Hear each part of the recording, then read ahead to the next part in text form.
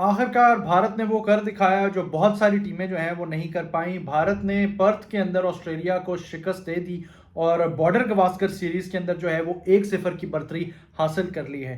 और जिस तरीके से इस टेस्ट मैच का आगाज हुआ, लग नहीं रहा था कि भारत कहीं इस टेस्ट मैच में करीब भी आएगा ऑस्ट्रेलिया के। लेकिन आप जितनी भी तारीफ करें जसप्रीत बुमराह जो कि कप्तान थे भारत के, वो उतनी ही कम है। मतलब इन्होंने फ्रंट से लीड किया, मतलब 150 के ऊपर टॉस जीत के आपने सबसे पहले बल्लेबाजी का फैसला किया एक फ्रेश पिच के ऊपर, जहां आपको पता है कि भाई बहुत ज्यादा जो है वो गेंद ने बाउंस करना है और अगर शुरू में ही विकेट्स गिर गई तो बड़ा स्कोर करना यहाँ पे मुश्किल हो जाएगा पहली इनिंग्स में। और ऑस्ट्रेलिया के बॉलर्स जो थे वो बिल्कुल छा गए थे, उन्होंने बिल्कुल पहली इनिंग्स में जो है मौका नहीं दिया किसी भी भारतीय बल्लेबाज को कि वो जो है आकर सेट हो सके। और 150 के ऊपर पूरी टीम जो है वो भारत की पेविलियन वापस लौट गई। और वहां से ऐसे लगा कि भाई अब ये वन साइडेड मैच ही होगा।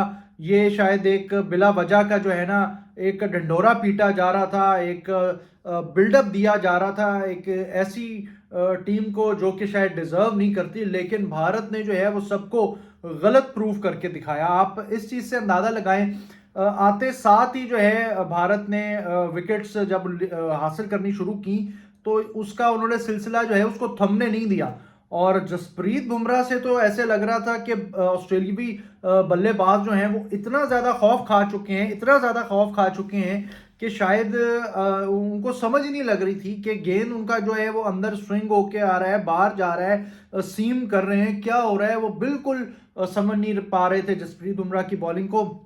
और बाकी जो रही सही कसर थी वो भारतीय तेज गेंदबाज जो हैं मोहम्मद सिराज और उनके बाद हर्षित राणा जो हैं जो कि अपना डेब्यू कर रहे थे, उन्होंने कसर पूरी कर दी। और मतलब ऑस्ट्रेलिया की टीम कौन सोच सकता था कि वो सिर्फ और सिर्फ जो है मतलब इतनी उनसे भी कम रन्स पे जो है वो आउट हो जाएंगे। और पूरी की पूरी जो टीम थी वो 104 रन बनाकर ऑल आउट हो गई। 46 रन की जो थी वो लीड हासिल करने में कामयाब हुआ भारत। और फिर क्या जबरदस्त बैटिंग देखने को मिली है केएल राहुल की और जायसवाल की। मतलब उन्होंने तो ऐसे लगा कि शायद वो भारत के अंदर ही खेल रहे हैं। पिच को बिल्कुल ही उन्होंने ऐसे दिखाया कि भाई बिल्कुल ही फ्लैट है, यहाँ पे ना गेंद कोई सीम स्विंग करेगा ना यहाँ पे कोई प्रॉब्लम होगी। तो आराम से जो है ना उन दोनों ने प्रॉपर जिसे कहते हैं ना पिदाना, ऑस्ट्रेलियन बॉलर्स को, ऑस्ट्रेलियन फील्डर्स को, पूरी ऑस्ट्रेलियन टीम को उन्होंने सही पिदा के रखा और प्रॉपर जिसे कहते हैं ना अपनी उन्होंने बारी ली। और एक जो टेस्ट इनिंग्स थी दोनों ओपनर्स ने, जायसवाल ने भी केएल राहुल ने भी, दोनों ने प्रॉपर टेस्ट इनिंग्स खेली। और जायसवाल जो कि अपनी चौथी करियर की जिन्होंने सेंचुरी स्कोर की और 160 रन बनाना ऑस्ट्रेलिया में पर्थ के अंदर, मतलब अगर ये एडिलेड होता या कोई और जगह होती तो आप कह सकते थे कि भाई नहीं ठीक है बंदा हो गया। लेकिन पर्थ के अंदर जो सबसे ज्यादा बाउंसी ट्रैक है ऑस्ट्रेलिया के अंदर, वहां पे क्योंकि एशियंस को सबसे ज्यादा प्रॉब्लम होती है, लेकिन जायसवाल ने अपनी जो डिटर्मिनेशन थी ना वो दिखाई और बताया कि किस तरीके से वो इंडियन टीम तक पहुंचे हैं। और फिर ये अपना ओपनिंग स्लॉट जिसके अंदर अब वो बिल्कुल एक परमानेंट मेंबर है भारतीय टीम के, ये उन्होंने प्रूव करके दिखाया। और उसके बाद द किंग विराट कोहली, उन्होंने जो है एक 30वीं अपने करियर की सेंचुरी, उन्होंने शतक जड़ा।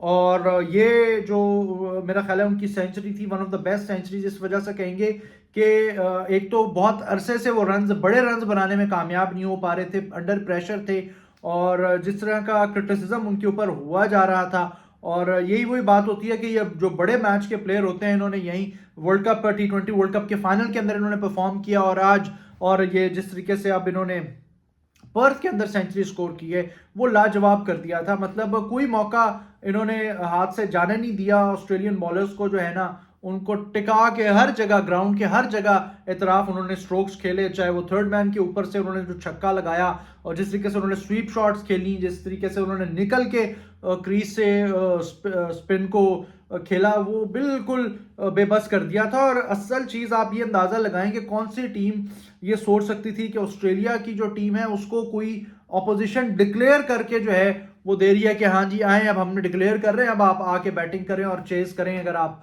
चेज कर सकते हैं तो। और पहले ही दिन आप अंदाजा लगाएं, पहले ही दिन जो है वो 3 खिलाड़ी आउट कर लिए थे भारत ने। एक दफा फिर से जसप्रीत बुमराह जो थे वो 2 विकेट हासिल करने में कामयाब हुए और एक विकेट जो थी वो सिराज के नाम रही। और आज जो था वो चांस बिल्कुल भी नहीं दिया ऑस्ट्रेलिया को कि वो किसी तरीके से जो है वो मैच में वापस आ सकें। ट्रेविस हेड जो थे वो अकेले उन्होंने कोशिश करते रहे, लेकिन वो भी कोई ना ही वो सेंचुरी स्कोर कर सके। 80 ऑड उन्होंने 89 के करीब उन्होंने जो है वो रन स्कोर किए, लेकिन और कोई भी जो बल्लेबाज है वो ऑस्ट्रेलिया का भारत के खिलाफ नहीं चल पाया। और एक शर्मनाक शिकस्त जो है वो ऑस्ट्रेलिया को हुई है। लेकिन मैं अभी सुन रहा था कि ऑस्ट्रेलिया के जो कप्तान है पैट कमिंस, वो इस चीज़ को मानते हैं कि अभी कोई भी जो है वो चेंजेस करने की ज़रूरत नहीं है, और वो बड़ा दिखा रहे हैं कि हम लोग अभी भी कॉन्फिडेंट हैं और एक आधे मैच हारने से जो है ना हम लोग कोई चेंजेस नहीं करेंगे, पैनिक में हम लोग नहीं आए हुए। क्योंकि सवाल बहुत ज़्यादा उठ रहे हैं ख़ास तौर पे लबुशैन की बल्लेबाजी के ऊपर, जो कि मुसलसल फेल होते चले आ रहे हैं, चाहे वो वाइट बॉल फॉर्मेट हो चाहे वो फिर रेड बॉल फॉर्मेट हो। लेकिन अभी तक पैट कमिंस जो कप्तान है ऑस्ट्रेलिया के, वो इस चीज़ को शायद एक्सेप्ट करने को तैयार नहीं है। दूसरी जानिब ऑस्ट्रेलिया का जो मीडिया है वो भी अब अपनी टीम के अंदर जो है उनकी खामियां बढ़ा चढ़ा कर पेश करने शुरू कर चुका है। और एक जो प्रेस कॉन्फ्रेंस की जॉश हेजलवुड ने, उसके ऊपर भी सवाल उठने शुरू हो गए कि क्या ऑस्ट्रेलिया की इस टीम में जो है वो यूनिटी है, या फिर ये यूनिटी के बगैर ही जो है वो इस तरीके से खेल रहे हैं कि टीम जो है वो बिल्कुल तितर बितर लग रही है। और अब सारी जो तोपों के रुख हैं ऑस्ट्रेलिया मीडिया के और बाकी ओवरऑल मीडिया के भी, वो अब ऑस्ट्रेलिया टीम के और खासतौर पे कप्तान पैट कमिंस की तरफ हो गए हैं।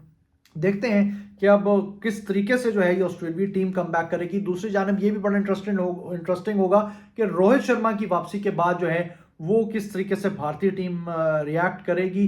क्या कप्तान जो है जसप्रीत बुमराह को ही बरकरार रखा जाएगा जिस तरह की उन्होंने कप्तानी किया, ब्रेव कप्तानी की वजह से ही और उनके बिलीफ की वजह से जो है भारतीय टीम और उनके जितने प्लेयर्स हैं वो ना ही सिर्फ जीते हैं बल्कि एक अच्छी अपनी परफॉर्मेंसेज जो इंडिविजुअल परफॉर्मेंस थी वो भी देने में कामयाब हुए हैं। आप लोग अपनी राय से हमें ज़रूर आगाह कीजिएगा कि आपकी नज़र में इस पूरे टेस्ट मैच के अंदर आपको कौन से ऐसे वो प्लेयर्स लगे जिन्होंने बिल्कुल सिंगल हैंडेडली जो है इस मैच को चेंज किया, और अगर इनका रिजल्ट जो है वो चेंज हो सकता था, अगर प्लेयर्स की अगर आप कोई बात करना चाहें तो हमें ज़रूर बताइएगा।